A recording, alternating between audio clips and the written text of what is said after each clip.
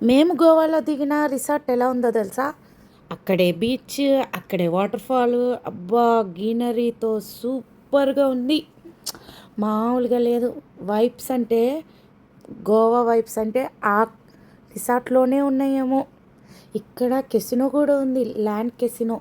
Room కానీ, private beach కానీ మామూలుగా లేదు. అసలు మినీ బార్‌లో అయితే ఇన్ని రకాల items food, chocolates, cokes, bears అన్నీ సోడాస్ అన్నీ అవైలబుల్ ఉంది. వెనక డోర్ నుంచి ఓపెన్ చేస్తే దాదాపు 4 స్విమ్మింగ్ పూల్స్, 40 ఎకర్స్ ప్రాపర్టీ అంట ఇది మొత్తము. అసలు ఈ చివరి నుంచి ఆ చివరి వరకు వండర్లాలో కానీ మనం రౌండ్ వేస్తాం చూడండి, అంత రింగ్ పూల్ లాగా అంత పెద్ద స్విమ్మింగ్ పూల్.